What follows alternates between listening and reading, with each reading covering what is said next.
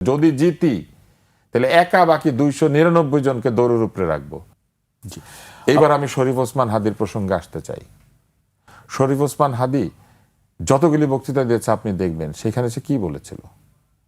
হকের কথা বলেছিল, সত্যর কথা বলেছিল, ইনসাফের কথা বলেছিল। সে একটা অসাধারণ কথা বলেছিল। সে বলেছিল আমি জিতবো না জানি, 500 ভোট পাইলে পাইতে পারি, বলেছিল না? তারপরে সে কি বলেছিল?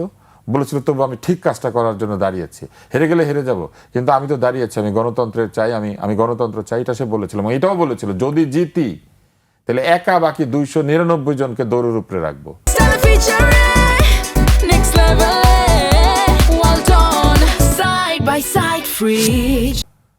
তো এনসিপি এটা পারলো না।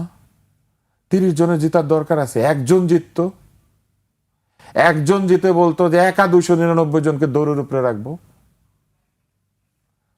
আদর্শ মুখে বলা খুব সোজা রে ভাই, পালন করা খুব কঠিন।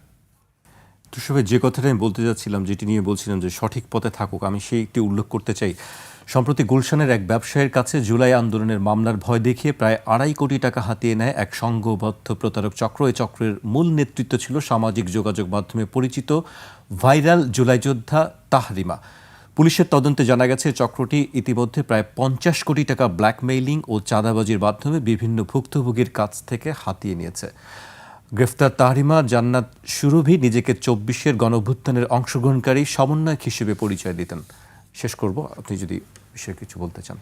এরকম আরো বহু অভিযোগ উঠেছে এবং এটা নিয়েও শরীফ ওসমান হাদির একটা রিল আছে, আমি দেখেছি। সেখানে সে বলেছে যে সবাই তো দুর্নীতি করছে, ফলে জুলাই আন্দোলনকে ব্যর্থ করে দেওয়া হচ্ছে, জুলাই আন্দোলনের চেতনাকে নষ্ট করে দেওয়া হচ্ছে, এই অভিযোগ কিন্তু সে করেছিল এবং সেই জায়গাতে সে এই কথাগুলি বলেছিল।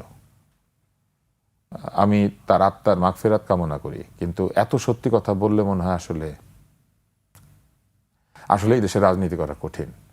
ফলে আমি শুধু এতটুকুই বলবো যে আমরা এই জিনিসগুলো দেখতে চাই নাই, কোনোভাবেই আমরা দেখতে চাই নাই। আমাদের সন্তানদের গ্রেপ্তার হতে দেখতে চাই নাই, আমাদের সন্তানদের বুকে গুলি চলুক সেটা চাই নাই বলে জুলাই মাসে আন্দোলনের সময় রাস্তায় গিয়ে দাঁড়িয়ে গিয়েছিলাম। কোনো রাজনৈতিক কারণ না। আমাদের সন্তানরা গুলিবিদ্ধ হবে রাষ্ট্রের পয়সায়, এটা আমরা চাই নাই। আমরা চেয়েছিলাম পিতার অবস্থান থেকে সন্তানের সঙ্গে আমরা আলোচনা করতে পারি, আমরা গুলি চালাতে পারি না। কিন্তু আমরা রাজপথে নেমে গিয়েছিলাম এই রক্তপাতের বিরুদ্ধে, আমরা রাজপথে দাঁড়িয়ে গিয়েছিলাম দুর্নীতির বিরুদ্ধে, আমরা রাজপথে দাঁড়িয়ে গিয়েছিলাম কথা বলার স্বাধীনতা ফিরে পাওয়ার জন্য, আমরা রাজপথে দাঁড়িয়ে গিয়েছিলাম একটা নিরাপদ বাংলাদেশের জন্য, আমরা রাজপথে দাঁড়িয়ে গিয়েছিলাম আমাদের সমস্ত কষ্টার্জিত পয়সা ব্যাংকে আছে, লুট হয়ে গিয়েছে, এই লুট বন্ধ করার জন্য।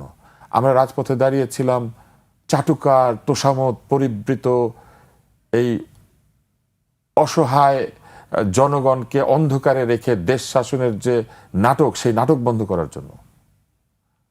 আমরা ঘুরে ফিরে আবারও যখন এইটাই দেখি যে জুলাই আন্দোলনের নাম দিয়ে তাহরিমা নামক কেউ চাঁদাবাজি করেছে, আমরা যখন দেখি কেউ থানায় গিয়ে মুচলেকা দিয়ে চাঁদাবাজদেরকে উদ্ধার করে নিয়ে এসেছে, আমরা যখন দেখি মবকে লেজিটিমাইজ করার চেষ্টা করা হয়েছে, এবং আমরা যখন দেখি গণমাধ্যমের উপরে যারা স্বাধীনভাবে কথা বলতে চান তাদের উপরে নানান ধরনের বিপদ আপদ নেমে আসছে, তখন আমাদের আলেকজান্ডারের মতোই বলতে ইচ্ছা করে, সত্যি সেলুকাস, কি বিচিত্র এই দেশ, বিচিত্র দেশের মানুষ, কি বিচিত্র এই দেশের শুধু মানুষ বলবো, কি বিচিত্র এই দেশের তরুণেরা।